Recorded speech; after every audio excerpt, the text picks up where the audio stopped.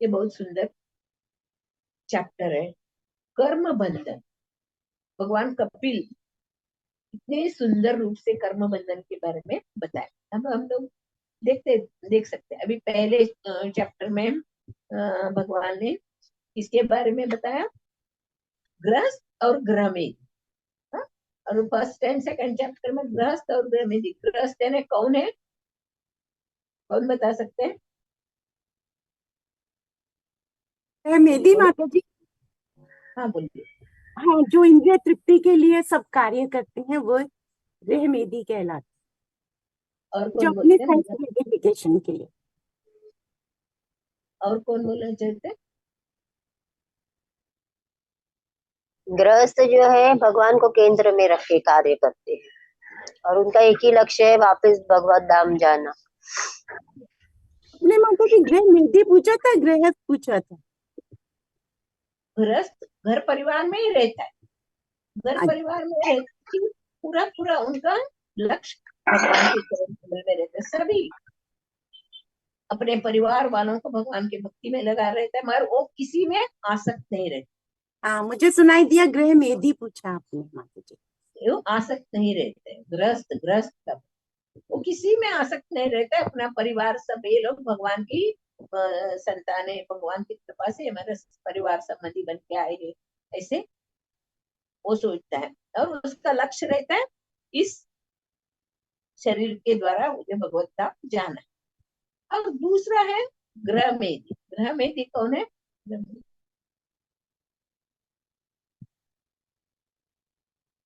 जो अपने परिवार से आसक्त रहता है, इंद्रिय तृप्ति के लिए कार्य करता है और धन संपत्ति ये सब में आसक्त रहता है।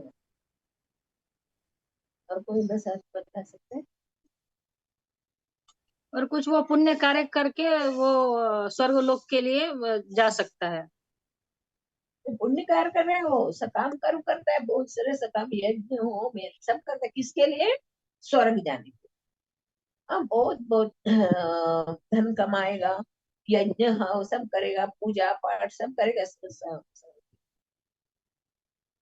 कर्म करके सब करके उसको धन प्राप्ति होता है। उसका क्या इंटेंशन है? भोगने का। हाँ? हम लोग को मनुष्य जीवन मिला है, भोगने के लिए मिला है। ए? इंद्र तृप्ति, इंद्र तृप्ति के अलावा और कुछ नहीं है। वो इंद्र तृप्ति के अलावा कुछ नहीं है सोचता है। ग्रह में हमेशा पर से आ सकता है। First Bhagavad Gita first chapter में भी आया, परिवार में इतना आसक्त रहता है ना, वो चर्म रोग जैसे कुछ चर्म रोग जैसे खुजली आता है ना, वैसे वो परिवार में इतना आसक्त रहता है ना, उसको अपना परिवार वालों के खुशी उनके अलावा वो कुछ नहीं देता। अपना जीवन है, मनुष्य जीवन क्यों मिला है, मनुष्य जीवन का क्या लक्ष्य है, वो उसका ये नहीं। वो सिर्फ अपने परिवार में और कितना यज्ञ हवन का दिखाने के लिए सब करेगा, मगर भोगने के लिए, इंद्रिय तृप्ति करने के लिए। उसके बाद ये बताए थर्ड श्लोका में बताया कहाँ जाना चाहता है वो, भोगने भोग के वो अपने पितरों को और देवताओं को प्रति भक्ति भाव रखकर चंद्रलोक जाते, जहाँ वे सोमरस से पान करते हैं और फिर इसी लोक में इधर भगवान बता रहे ना भगवत गीता में।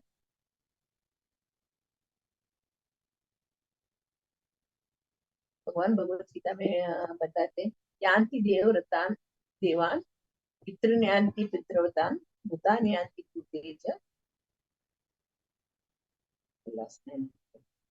यानी जो भी पितरों का पूजा करता है वो पितरों के लोक में जाता है, और देवताओं का पूजा करने वाला देवताओं के लोक में जाता है। भूत प्रेत का जो पूजा करना है भूत प्रेत लोक में जाते हैं। जो मेरा पूजा करता है, मेरे शरण में आता है, मेरे। और इधर वो भगवान ये भी बताए, सभी जो पूरा सृष्टि ब्रह्मलोक से लेके एक चींटी तक, भगवान बताए या ब्रह्म बोनालोका पुनरावर्तिन अर्जुन।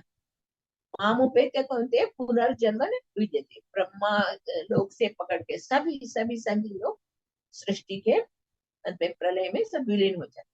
और जो भगवान के धाम में भगवान की शरण में आता है वो शाश्वत हमेशा भगवान के साथ शाश्वत रहता है।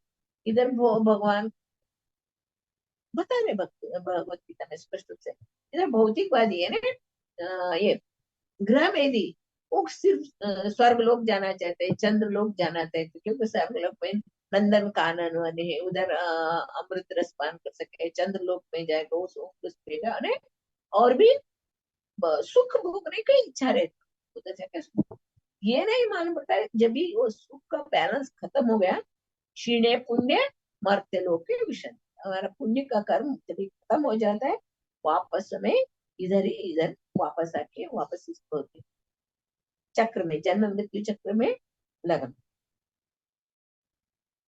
उसके बाद चौथा विषय बता रहे भगवान जो विष्णु हरि जो सर्पों की शैया पर जिसे अनंत शेष कहते हैं वो सोते हैं, तो भौतिकवादी पुरुषों के सारे लोग जिनमें चंद्रमा जैसे स्वर्ग लोग भी सम्मिलित हो विलीन होते हैं, वही करता जो भी ब्रह्मा जी ब्रह्मलोक से सब लोग भगवान जब भी श्वास अंदर लेते हैं तब उस सब नष्ट हो जाते, कौन सा भी यक्ष किन्नर गंधर्व सब सब सब लोग विलीन हो जाते इसमें। तो फोर्थ में फिफ्थ में क्या बताया है, फिफ्थ श्लोक में जो बुद्धिमान है शुद्ध चेतना वाले हैं जो वे कृष्ण भक्ति में पूर्णतया संतुष्ट रहते, वे प्रकृति गुणों से मुक्त होकर अपने अपने कर्मों में लगे रहते और विधान विधान अनुसार कर्म करते हैं। जो बुद्धिमान है चैतन्य महाप्रभु जी वही बोले ना, कृष्ण वर्ण तुषा कृष्ण सांगोपांगस्य परस्तु यज्ञ संकीर्तने प्राय यजंती सुमेधसा, ये जो संकीर्तन है कौन ये करेंगे, बुद्धिमान लोग। बुद्धिमान जो रहता है उसको मालूम पड़ता है ये शरीर नाशवान एक क्षणिक, हमारा जीवन का लक्ष्य क्या है, हमारा हम इधर क्यों आए, इधर हम लोग को क्या करना है, इस मनुष्य शरीर के बाद हमें कहाँ जाना है, ये बुद्धिमान लोग सोचते, बुद्धिमान लोग सोचते और वही शास्त्र होकर वो लोग अपना कार्य करते हैं, शास्त्र के विधि विधानों के अनुसार अपने कार्य करते हैं और मुक्त इस जीवन में मुक्त हो जाते हैं। उसके बाद छठे श्लोक में कल श्लोक में बताया अपने कर्तव्य निर्वाह विरक्ति तथा स्वामित्व की भावना से अथवा अहंकार से रहित होकर काम करने से मनुष्य पूर्ण शुद्ध चेतना के द्वारा अपनी स्वाभाविक स्थिति में आसीन होकर इस प्रकार से भौतिक कर्तव्यों को करते हुए सरलता के साथ ईश्वर के धाम में प्रविष्ट हो सकता है। ये बताया जो बुद्धिमान व्यक्ति कैसा रहता है उसका चेतना शुद्ध रहता है, वो कैसे कृष्ण भक्त में, उसके आगे बता रहे ये शुद्ध कृष्ण भक्ति प्राप्त करने के लिए हम लोग को क्या क्या गुण चाहिए, इधर बताया अपने कर्तव्य निर्वाह, अपने गृहस्थी में रह के वो अपना घर परिवार को देखभाल करता है, अपना आध्यात्मिक ज्ञान को बढ़ाता है और अपना डेली ड्यूटी कर रहा है, अपना रोज का काम कर रहा है मगर किसी में लिप्त नहीं, ये सब भगवान का है, भगवान के द्वारा मिला है, तो भगवान का संपत्ति है, इसमें मेरा कुछ नहीं, इस भाव से वो कर्तव्य निर्वाह करता है। और दूसरा है विरक्ति, उसमें किसी में आसक्ति नहीं रहता है, अपने घर परिवार सगे संबंधी ऐश्वर्य भौतिक ऐश्वर्य किसी में उसको आसक्ति नहीं, वो अकिंचन जो भी भगवान के कृपा से मिल रहा है उसी में संतुष्ट रहता है। स्वामित्व की भावना से ये मेरा है, मैं इसका मालिक हूँ, मेरे द्वारा ही सब कुछ चल रहा है, इस स्वामित्व। हम लोग अहंकार से कारण हम लोग का अंदर ये भाव आ जाते हैं, इधर तो हमारा कुछ है ही नहीं, ईशोपनिषद में बताया हुआ है ईशावास्यम इदम सर्वम यत्किंचित जगत्याम जगत तेन त्यक्तेन बुद्धिता मां गता कस्य सीलन, इस जगत में हमारा कुछ है ही नहीं, हम लोग खाली हाथ आए और खाली हाथ जा रहे। भगवान ने हम लोग को इधर क्यों भेजा है? वापस हम लोग को भगवत धाम आने के लिए भेजा है। भगवान बार बार हमारे साथ रह के हम लोग को ज्ञान देते हैं। ये तुम्हारा घर नहीं, तुम्हारा घर वो लोग धाम में है। अपना कर्तव्य, शास्त्रों अनुमोदित कर्तव्य करके भगवत धाम को आने के लिए हम लोग को बार बार गुरु द्वारा, शास्त्र द्वारा हम लोग को बताते। खुद भी भगवान आके हम लोग को गुरु के माध्यम से आके हम लोग को बताते, इधर बता रहे। ये सब हमारे अंदर नहीं चाहिए। और क्या बता रहे हैं? अहंकार से रहित होकर काम करने से मनुष्य पूर्ण शुद्ध चेतना द्वारा अपने स्वाभाविक स्थिति में आसीन होकर और इस प्रकार भौतिक कर्तव्यों को करते हुए सरलता के साथ ईश्वर के धाम को प्रविष्ट हो सकता है। इधर बता रहे कि ऐसे अपना शुद्ध भावना से विधि विधानों का पालन करते हुए भगवान का सेवा करते हुए गृहस्थी में रहकर वो अपना स्वरूप को जानता है। अपना स्वरूप क्या है, वास्तविक स्थिति क्या है? हम लोग का वास्तविक स्थिति जीवेर स्वरूप है, कृष्णेरा नित्य दास। हम लोग दास है, इधर हम लोग मालिक नहीं है, हम लोग को दास दास का स्थिति है। वो समझता है। इसके लिए वो जो भी इस भौतिक दुनिया में अपने स्वरूप को जो जान लेता है, जीवेर स्वरूप है, कृष्णेरा नित्य दास, इस स्वरूप को जो जान लेता है वो कभी भी इस भौतिक बंधन में फंसता नहीं। अभी 7th श्लोक में बता रहे हैं, जिस तरह ऐसे मुक्त पुरुष, ये जब क्वालिटी होती है तो जब क्वालिटी है जो कर्तव्य निर्वाह, विरक्ति, स्वामित्व की भावना से अहम अथवा अहंकार से रहित होकर काम करने में सक्षम पूर्ण शुद्ध चेतना के द्वारा अपनी स्वाभाविक स्थिति में आसीन होकर और इस प्रकार से भौतिक कर्तव्यों को करते हुए सरलता के साथ ईश्वर के धाम को प्रविष्ट हो सकता है। अब कैसे प्रविष्ट हो सकता है इस श्लोक में दिया है। 2 मार्ग है, एक प्रकाश मार्ग, एक अंधकार मार्ग। तमसोमा ज्योतिर्गमय मृत्योर्मा अमृतंगमय, हम लोग वेद शास्त्र में ये श्लोक बोलते। तमसोमा ज्योतिर्गमय, अंधकार से ऊपर उठो, प्रकाश में जाओ। अंधकार से प्रकाश में जाओ यानी अज्ञान से उठो, अज्ञान से ऊपर उठो, ज्ञान की प्राप्ति करो। हम लोग का भी कौन है? अभी अज्ञानी है। हम लोग को हमारा लक्ष्य क्या है, हमें इधर मनुष्य जीवन क्यों मिला है, इस मनुष्य जीवन में क्या करना चाहिए, इसका कुछ हम लोग को ज्ञान नहीं है। हम लोग अज्ञानी। गुरु मंत्र में हम लोग देखते ओम अज्ञान तिमिरांधस्य ज्ञानांजन शलाकया चक्षुर्मिलितं येन तस्मै श्री गुरवे नमः। मेरे गुरु, मैं अज्ञान के अंधकार में जन्म लिया, अज्ञान के अंधकार में मैं जन्म लिया था। मेरे गुरु ने ज्ञान के अंजन लगाकर मेरे आंखों की शलाका में ज्ञान के अंजन लगा के मेरा आंख को खुला कर दिया। गुरु कौन है? मेरे गुरु ने मुझे ज्ञान के अंजन लगा के मेरा आंख खुला कर दिया। अब हम लोग कौन थे? हम लोग अज्ञानी थे। अज्ञान के कारण ही हम लोग क्या कर रहे हैं? मैं, मेरा मेरा इसमें लगे हुए। जब भी हम लोग गुरु के शरण में जाते हैं, गुरु हम लोग को बताते हमें क्या करना चाहिए। प्रभुपाद जी ने इतना सुंदर उदाहरण देते हैं। मंदिर में अर्चा विग्रह, इतना सुंदर अर्चा विग्रह है, वो मुस्कुराते हुए राधा रास बिहारी का चेहरा देखना कितना सुंदर लगता है। वो उधर जाके भगवान के सामने खड़ा होता है, हम लोग का सब दुख हम लोग भूल जाते।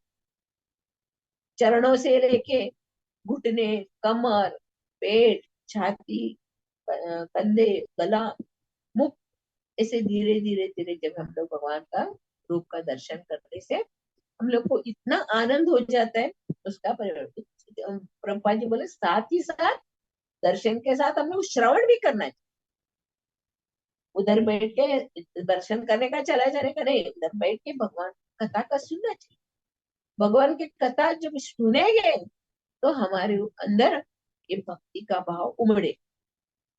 जब तक हम लोग श्रवण क्रिया, श्रवण में नवविधा भक्ति हम लोग जानते हैं ना, नवविधा भक्ति में पहला भक्ति है श्रवण, श्रवण कीर्तन विष्णु स्मरण पाद सेवनम अर्चनम वंदनम दास्यम साक्यम आत्मनिवेदनम, आत्मनिवेदन, ये नवविधा भक्ति है। उसमें से पहला है श्रवण। सिर्फ भगवान के कथा लीला गुणगान रूप हम लोग इस भौतिक आंख से हम लोग भगवान को नहीं देख पाते, लोग अंधकार पे है। हमारा आंख कैसा है? चर्म चक्षु है, हमारा आंख दिव्य नहीं है। जब भी अर्जुन ने 11वें अध्याय में भगवान का विश्व रूप देखने का इच्छा करता है ना, तभी भगवान अर्जुन को बोलता है, अर्जुन तुम्हारा ये चर्म चक्षु से तुम भगवान मेरे विश्व रूप को नहीं देख सकता हूँ, इसके लिए मैं आपको दिव्य चक्षु, भगवान अर्जुन को दिव्य चक्षु देते, दिव्य चक्षु के द्वारा वो भगवान का सुंदर विराट रूप को देखते। हमारा एक क्या है? चक्षु चर्म चक्षु है। जब भी हम लोग अर्चा विग्रह को देखे तो जो भक्त है वो भगवान का अर्चा विग्रह का आनंद लेते हैं, आनंद उठाते हैं। और जो अभक्त है उसके मन में वो भाव नहीं आता, वो बोलते अरे ये पत्थर से बना हुआ मूर्ति है, लकड़ी का बना हुआ, पेंटिंग से बना हुआ, वो भाव रहता है। मगर जो भक्त है भगवान के सुंदर रूप में आकर्षित होके वो एक क्षण के लिए भी भगवान का गिरा नहीं सा सकते। चैतन्य महाप्रभु ने पता है लास्ट श्लोक में क्षणम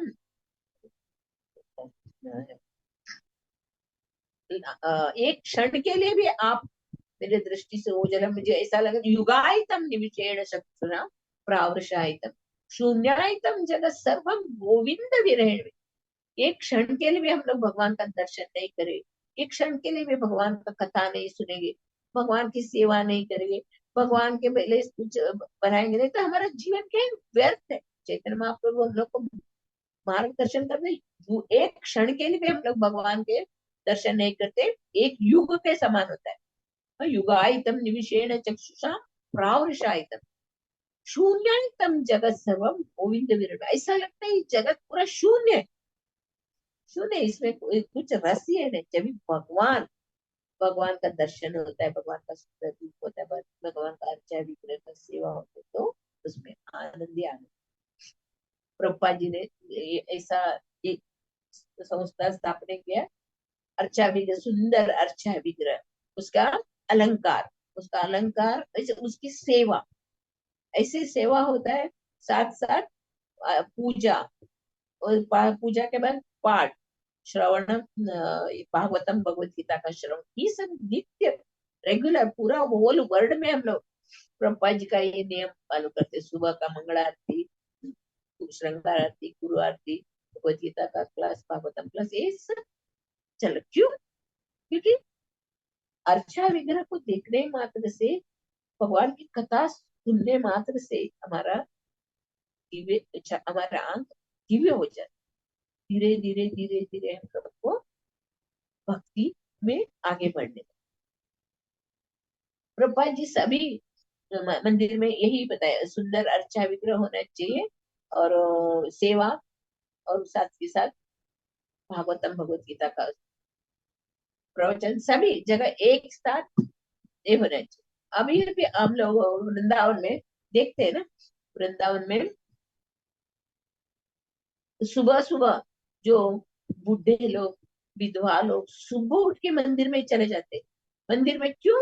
मंदिर में सुबह का आरती देखेंगे और भागवतम का श्रवण करेंगे, क्योंकि वो लोग पढ़ नहीं सकते, अनपढ़ है ना, तो बुक नहीं है, मगर वो सिर्फ सुनने। वृंदावन में हम लोग सुबह राधा दामोदर मंदिर में किधर भी जाओ, वो लोग, हम लोग सुबह जाते तो राधे राधे राधे राधे बोलते, सब लोग मंदिर जाते, मंदिर जाते, दर्शन करते, ये देखने को हम लोग होता है। हमारा जीवन में भी हम लोग ऐसे ही करना चाहिए, भगवान का बारे में सुनना, भगवान का सेवा करना, ही हमारे जीवन का लक्ष्य है।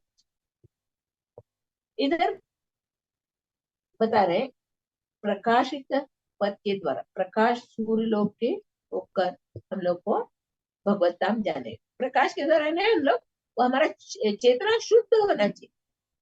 जब तक हम लोग भगवान के चरण में हमारा मति नहीं रहता है, जब तक हम लोग भगवान का भक्ति नहीं करते, भगवान के शरण में जाते, हमारा चेतना शुद्ध नहीं होता। अशुद्ध चेतना में हम लोग भगवान को देख नहीं पाते, अशुद्ध चेतना से। अब भौतिकवादी लोगों को हम लोग बोले, मायावादी लोगों को बताए, तो वो लोग सब सुनेंगे नहीं। वो लोग सोचेंगे भगवान भगवान अर्चा विग्रह है, वो भगवान का सुंदर ये नहीं है, वो भगवान का रूप ये अर्चा विग्रह है, मूर्ति है, पत्थर से बना हुआ, ये भाव रहते हैं। क्योंकि वो लोग भगवान के जो स्वरूप को नहीं जानते। भगवान विष्णु का पूजा करते हैं वो लोग, विष्णु के पूजा, मगर विष्णु भगवान कृष्ण का ही रूप ये मानते नहीं। वो लोग सिर्फ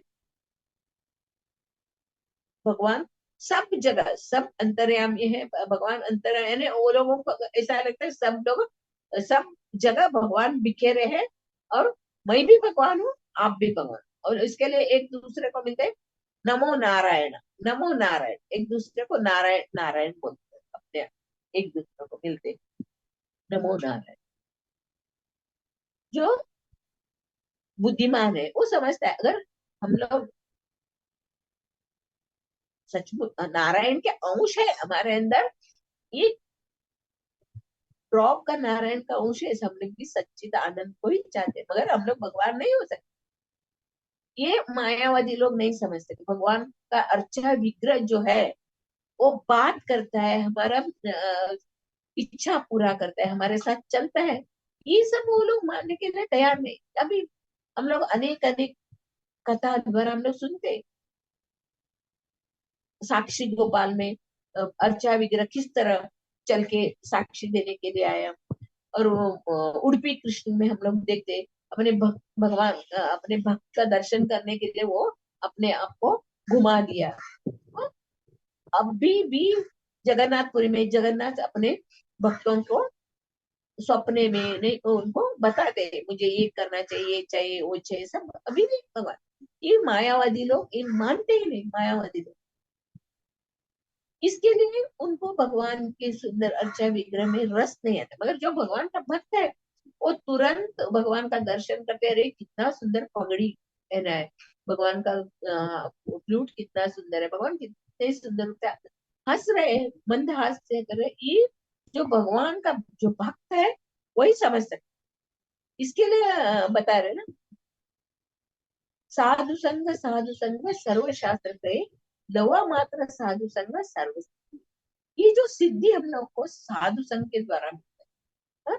भौतिक दुनिया में अलग अलग असंख्य प्रकार के लोग जीवन रहते हैं। चैतन्य महाप्रभु ने ब्रह्मांड भ्रमिते कौन भाग्यवान, इस ब्रह्मांड में एक राई की बोरी में एक बोरी में राई का दाना भरा है, तो ऐसा इस ब्रह्मांड है, इतने सारे ब्रह्मांड है, असंख्य जीव घूम रहे, मगर इसमें से कोई एक भगवान की कृपा में, गुरु कृष्ण कृपा पाए भक्ति लेते, ब्रह्मांड ब्रह्मते पूर्ण भाग्यवान जीव गुरु कृष्ण कृपा पाए भक्ति लेते। जो गुरु की कृपा से हम लोग को, साधु संतों की कृपा से हम लोग को जो भक्ति का बीज मिलता है, उस बीज को हम लोग कैसे संरक्षण करना चाहिए, उसको रोज रोज रोज रोज हम लोग सुनने का, भगवान भागवत कथा सुनने द्वारा, अर्चा विग्रह की सेवा द्वारा, हरि नाम जप द्वारा इसको मतलब बढ़ा सकते हैं। चैतन्य महाप्रभु ने भी हम लोग को 5 विधि बताया है भक्ति में आगे बढ़ने के लिए। ये कौन बता सकते हैं 5 विधि कौन सा है, आप लोग किसी को मालूम है? अर्चा विग्रह का पूजा, हाँ, भक्त का संग, और ग्रंथ का पठन, हरिनाम संकीर्तन, हरिनाम जप। वाह, धामवास पांचवा। धाम धाम धामवास।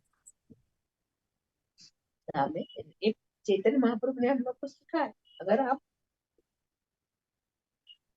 भगवत धाम जाना चाहते हैं, इस वापस वापस जन्म मृत्यु के चक्र में रहना नहीं चाहते, तो ये आपको करना है। हाँ? हरिनाम, हरिनाम द्वारा ही हम लोग को, अभी हम लोग सब लोग इधर जूम में जुड़े हुए, आप लोग को सबको प्रैक्टिकल अनुभव हुआ होगा ना, सबको अनुभव हुआ है। इस तरह हम लोग कैसे जुड़े इस जूम में, सत्संग में कैसे जुड़े, क्योंकि हरिनाम शुद्ध मन से हम लोग जब हरिनाम जप करते, वो हमारा चित्त को शुद्ध करता है ना।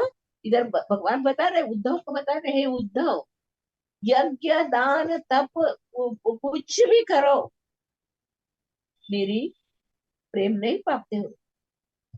जब वे मेरे शरण में आके, हे भगवान मैं आपका दास हूँ करके जब वो शरणागत होते होते, तो मैं उनके वश में आ जाता। भगवान बोलते हैं, मैं भक्तों का वश में। जब ये दुर्वासा चक्र, सुदर्शन चक्र दुर्वासा का पीछे लगा, तो दुर्वासा भगवान विष्णु के पास जाते, तो उनको भगवान का चरण पकड़े प्रार्थना करते, मुझे रक्षा करो रक्षा। तो भगवान बोलते हैं उसको, मैं भक्त वत्सल हूँ, मैं भक्तों का अधीन हूँ, मैं कुछ नहीं कर सकता। अगर आप जाके भक्तों के शरण पकड़ोगे, तो आपको सुदर्शन छोड़े। भक्त वत्सल है भगवान, अपने भक्तों के प्रेम से, प्रेम के वशीभूत होकर वो अपने आप को भगवान भक्तों के वश में करता है। अर्जुन का देखा आप? अर्जुन मित्र, हाँ, भगवान का कितने प्रिय मित्र थे। और रात को सोते वक्त भी कृष्णा कृष्णा कृष्णा कृष्णा कृष्णा बोलते सोते थे। कोई रात को नींद में उसको उठाएगा, तो उसके मुंह से कृष्णा कृष्णा कृष्णा कृष्णा ही आता। अपने युधिष्ठिर महाराज नारद मुनि से पूछते हैं, प्रहलाद महाराज कितना भाग्यवान है। प्रहलाद महाराज इतना भक्त, शुद्ध भक्त है, मैं कुछ नहीं हूँ। प्रहलाद महाराज के लिए नरसिंह देव भगवान प्रकट हुए, और हिरण्यकशिपु, प्रहलाद महाराज महान भक्त है। युधिष्ठिर महाराज नारद मुनि, तो नारद मुनि उनको बताते, महाराज आप इतने भाग्यवान हैं, आप इतने पुण्यात्मा हैं, आपके घर में स्वयं भगवान कृष्ण आते थे, रहते थे, खाते पीते आपके साथ, मित्र रूप में, गुरु के रूप में, भाई के रूप में, परिवार के बड़े सदस्यों के रूप में आपके साथ ही भगवान रहते। दासों के रूप में भी भगवान ने उनके सेवा किया। अर्जुन का रथ था। आप कितने भाग्यवान हो करके युधिष्ठिर महाराज को, युधिष्ठिर महाराज इतने शुद्ध भक्त थे, वो अपने आप को कभी भी भक्त नहीं मानते थे। मैं तो तुच्छ हूँ, बाकी लोगों को देख के वो लोग महान भक्त है। ये हम लोग सोचना चाहिए, शुद्ध भक्त का गुण है। शुद्ध भक्त क्या करते, कितने भी रहते हो वो अपने आप को मतलब तुच्छ समझते, मैं कुछ नहीं हूँ, मेरे अंदर कुछ गुण नहीं, बाकी लोग सब लोग इतने महान हो। आप लोगों की कृपा से मुझे थोड़ा ज्ञान मिला, इसे शुद्ध भक्त है। इधर हम लोग तीन प्रकार के भक्तों के बारे में हम लोग कनिष्ठ उत्तम अधिकारी, मध्यम अधिकारी, कनिष्ठ अधिकारी, तीन प्रकार के हम लोग भक्तों का देखा है हम लोग किया। कनिष्ठ अधिकारी क्या करता है, सिर्फ भगवान का अर्चा विग्रह का सेवा करना, वो अर्चा विग्रह में ही अपना ध्यान रहता है, उसको किसी के बाकी किस नहीं। अर्चा विग्रह का कैसा सुंदर सेवा करे, कैसे अलंकार करे, कैसे भोग लगे, इसी में रहता है। फिर दूसरा मध्यम अधिकारी क्या करता है, वो भगवान का अर्चा विग्रह का सेवा भी करता है, और बाकी लोगों को भी देखता है, बाकी लोगों के साथ भी प्यार से बात करते हैं, सबके साथ प्यार से। और तीसरे प्रकार के उत्तम अधिकारी जो है, वो महान भागवत है। महान, वो अर्चा विग्रह की सेवा करते हैं, और हर एक जीव के अंदर भगवान को दर्शन करते हैं, हर एक के अंदर, हर एक। भगवत गीता में एक श्लोक था ना, ब्राह्मणे गविहस्तिने शूद्रे चैव स्वपाके च पंडिता समदर्शिना। जो विद्वान है, जो क्या करते हैं, सभी के अंदर भगवान का वास देते हैं, सब जगह भगवान का वास है, सभी भगवान के अंश है। जब हम लोग ये समझे हम लोग भगवान का एक अंश है, भगवान हमें इस भौतिक धरा पर भगवान के शरण लेके भगवत धाम वापस आने के लिए हम लोग को ये शरीर दे, सबसे सर्वश्रेष्ठ शरीर मनुष्य शरीर है ना। मनुष्य जन्म पाया राधा कृष्ण ना भजिया, जानिया शून्य विषय खाए। मनुष्य जन्म मिला है और अपना जीवन को सार्थक नहीं बनाया तो क्या है, विषय खाया है जैसा है। इधर ये भी बोलते हैं चैतन्य चरितामृत में, वैराग्य विद्या निज भक्ति योग। वैराग्य, जब हमारे अंदर वैराग्य आता है तभी भक्ति योग का प्रारंभ होता है, निज भक्ति योग, भक्ति योग का शुरुआत होता है ना? और इसमें भी हम लोग देखा है ना, भक्ति रसामृत सिंधु में आदो श्रद्धा, श्रद्धा होना चाहिए, जो भगवान में श्रद्धा होना चाहिए, जो भी हम लोग कर रहे हैं उसमें भगवान की सेवा में श्रद्धा, आदो श्रद्धा साधु संग अनंत जीवन, ये भी हम लोग देखा। और भक्ति के 6 गुण, भक्ति के 6 लक्षण। भक्ति का 6 लक्षण क्या है? भक्ति हमेशा शुभदा है, नहीं, भक्ति क्लेशाग्नि को दूर करता है। फर्स्ट है रूप गोस्वामी पाद सभी शास्त्रों को निचोड़ के एक 6 भक्ति का, शुद्ध भक्ति योग का लक्षण बताए। नंबर 1 है शुद्ध भक्ति क्लेशाग्नि को दूर करने वाले, सभी प्रकार के प्राकृत क्लेशों को तत्काल शमन कर देते। हम लोग भक्ति में रहने से बहुत चाहे कितना भी हम लोग कष्ट आएगा, कष्ट सहे, मनुष्य शरीर है सभी को कष्ट आएगा, ये भगवान बता रहे ना, दुखालय में शाश्वत, मगर उसको सहन करना। ये जो भगवान की जो भक्ति में है वो क्लेशाग्नि को सहन करते हैं। उदाहरण हम लोग प्रहलाद महाराज का देखते हैं ना, प्रहलाद महाराज शुद्ध भक्त, उनके पिताजी ने उनको क्या क्या किया आपको सबको मालूम है। पहाड़ से नीचे फेंका, हाथी के पाँव में कुचलने डाला, सांप के बिल में, ये सब सब सब उसको क्लेश आया, मगर वो क्या है, क्या कर रहा था, वो हमेशा भगवान का नाम ले रहा था ना, ओम नमो भगवते वासुदेव बोलता, भगवान का नाम से उसका क्लेशाग्नि दूर हो। दूसरा है शुद्ध भक्ति शुभदा है, अर्थात सब प्रकार के कलमश, सब प्रकार से कल्याण कर, शुभदा है। जो भी भक्ति करता है वो अपने जीवन से ही हम लोग सीख सकते हैं। उस जो भक्ति कर वो नाम जप करेगा, पूजा करेगा, भगवान का सेवा करेगा, वो सबको क्या है, कल्याण प्रद है सभी को।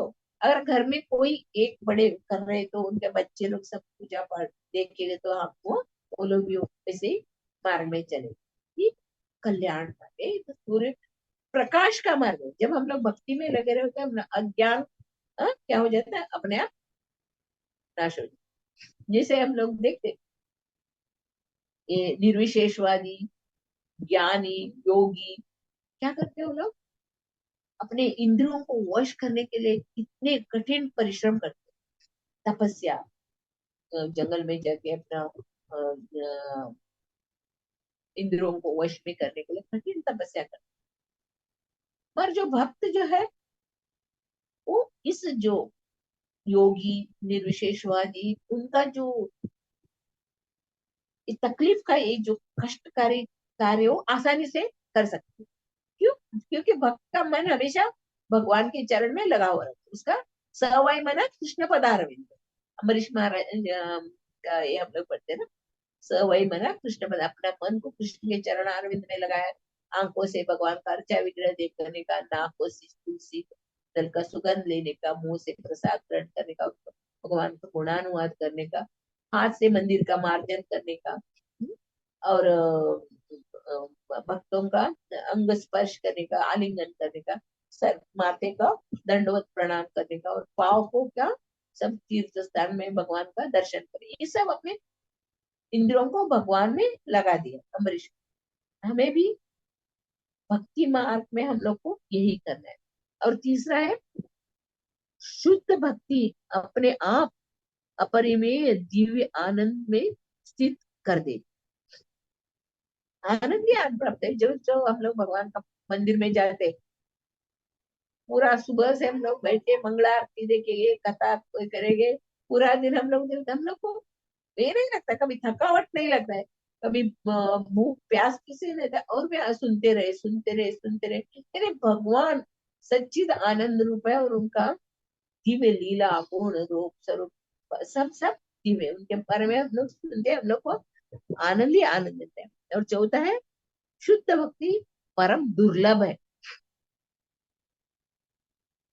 भक्ति आसान नहीं है। बोलते बोलते हैं भगवान, लोग बोलते हैं ये लोग क्या आखा दिन हरे कृष्णा करते हैं, काम धंधा कुछ नहीं था, हम लोग तो काम कर रहे, इतना कमा रहे, काम करके क्या कर रहे, कमा के इंद्र तृप्ति में रहते, नित्य कर्म करते करते करते वो अपने जो चेतना को शुद्ध करते। इधर वही बता रहे, भगवान किसी को भक्ति नहीं देते, भगवान टेढ़े है ना, इसके लिए आसानी से कितना भी हम लोग करें तो भगवान हमारे ऊपर नहीं देखते। जब हम लोग राधा रानी को पुकारते, भक्ति यानी क्या है, राधा रानी की शक्ति, अंतरंगा शक्ति है भक्ति। भक्ति करने मात्र से, यानी राधा रानी को पुकारने मात्र से भगवान वश में हो जाता है, भगवान हमारा सुनते हैं।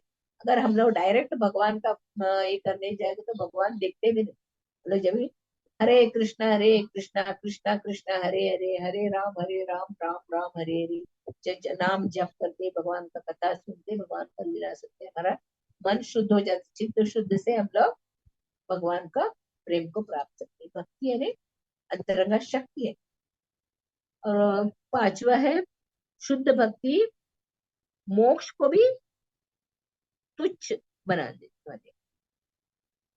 शुद्ध भक्ति, शुद्ध भक्त के दरवाजे पे बिलो मंगल ठाकुर जी बताते हैं, शुद्ध भक्त जो है अपने संपूर्ण जीवन को भगवान की सेवा में लगाए, अपना अपने परिवार घर परिवार को भगवान की सेवा में, वो शुद्ध भक्तों के द्वार पर मुक्ति देवी खड़ी रहती है। उसको भगवान का भक्त जो है मुक्ति को भी नहीं, तुझको मुक्ति भी नहीं सकती, सिद्धि सकल कामी बता रहे, वो सब क्या रहते हैं, अशांत रहते। जो भगवान का भक्त है वो हमेशा शांत रहता है। भगवान के भक्तों के दरवाजे पर मुक्ति रहता है। और छठा है शुद्ध भक्ति श्री कृष्ण आकर्षणी है, अर्थात श्री कृष्ण को भी आकर्षित करने का एकमात्र साधन। देखिए भगवान कामदेव को भी परास्त करने वाले हैं, कामदेव को भी, करोड़ों कामदेव भी भगवान को परास्त कर सकते हैं, मगर भगवान को परास्त करने वाली कौन है, राधा रानी। भगवान को मदन मोहन बोलते ना, मदन कामदेव को हराए इसलिए मदन, पर मदन मोहन मोहिनी राधा रानी, राधा रानी भगवान को भी आकर्षित करती है। इसी तरह ये जो शुद्ध भक्ति है, और शुद्ध भक्ति करने से राधा रानी आकर्षित हो, इस राधा रानी आकर्षित होने के तुरंत भगवान भी आकर्षित हो जाते। शुद्ध भक्ति का लक्षण ये बहुत सुंदर रूप में भागवत में बताया, आगे भी चलकर आए। क्योंकि जब तक हमारा चेतना शुद्ध नहीं होता, जब हम लोग इस शरीर और आत्मा में अंतर नहीं देखते, हम लोग अभी क्या कर रहे हैं, शरीर ही है, हम लोग शरीर और आत्मा एक ही है करके समझ के शरीर के लिए सब कर रहे हैं ना, शरीर के लिए। मगर ये जो भक्ति है, हमारा स्थूल आत्मा दो प्रकार के है ना, एक सूक्ष्म शरीर और स्थूल शरीर। स्थूल शरीर से क्या होता है, एक अग्नि जल वायु आकाश से स्थूल शरीर बना है, वो अंत में उसी में ले। पर जो सूक्ष्म शरीर है, जो भक्ति करने में से वो शुद्ध भक्ति विलीन हो जाती है। तो सूक्ष्म जो आत्मा है वो भक्ति करने से उसमें विलीन हो जाता है। भक्ति भक्ति की गरिमा बहुत श्रेष्ठ है। भगवान कपिल भी बोलते हैं सबसे श्रेष्ठ है भक्ति है। भक्ति की गरिमा को हम लोग वर्णन नहीं कर सकते। जो भी शुद्ध भक्ति प्राप्त करता है वो आसानी से भगवान को भी आकर्षित कर सकता है। अभी शुद्ध भक्तों का हम लोग जब प्रभुपाद जी है ना, प्रभुपाद जी का है जीवन हम लोग देखते हैं। उनका शुद्ध भक्ति के कारण आज विश्व भर में सब जगह भगवान का हरि नाम ले रहे। सब लोग भगवत धाम जाने का तैयारी कर रहे। सब लोग, हम लोगों का भी यही उद्देश्य होना चाहिए। हमारे भारत भूमि में जन्म हो रहा, करो सार्थक, अपना जीवन सार्थक करने का, और परोपकार करो, परोपकार दूसरों को भी भगवान के भक्ति के बारे में बताने का और उनको भी भक्ति में लाना चाहिए। इधर भगवान कपिल बहुत सुंदर रूप से बता रहे हैं और प्रभुपाद जी ने ये भी बताया। ये शरीर हम लोग बोलते हैं ना, ये शरीर प्रकृति द्वारा मिला हुआ, इधर बता रहे स्पष्ट रूप से। माता पिता के सहयोग से बालक का जन्म होता है, मगर उसी तरह भौतिक शक्ति, माया तथा भगवान की चितवन, हम लोग पहले पढ़ा है सब, स्टार्टिंग में हम लोग पढ़ा सब अवयव और भगवान का एक दृष्टि मात्र से भौतिक जगत की उत्पत्ति का कारण है। इसके लिए हम लोग समझना चाहिए ये पदार्थ से बना हुआ नहीं है, ये अभी तो एक भगवान स्वयं, भगवान के द्वारा ये शरीर हम लोग को मिला है। इसमें हम लोग को बहुत सुंदर बताया। अतः सक्षम कारण पदार्थ नहीं अपितु भगवान स्वयं। तो इसके लिए हम लोग ये मनुष्य जीवन, दुर्लभ मनुष्य जीवन मिला है, उसको ऐसे ही गंवाना नहीं चाहिए। हम लोग अगर भगवान कृष्ण की भक्ति नहीं करेंगे तो हम लोग पशु के समान, दो पांव वाले पशु। भक्ति विनोद ठाकुर भी सब इसमें बता रहे, जो अगर हम लोग भगवान कृष्ण भक्ति नहीं करे तो हम लोग पशु के समान, धर्म ही नहीं ना पशु भी समान। अगर हम लोग कृष्ण भक्ति में जुड़े नहीं, अपने आप को भगवान की शरणागत नहीं करेगा तो हम लोग भी पशु के समान। हरे कृष्ण। श्रीमद् भागवत समझ में नहीं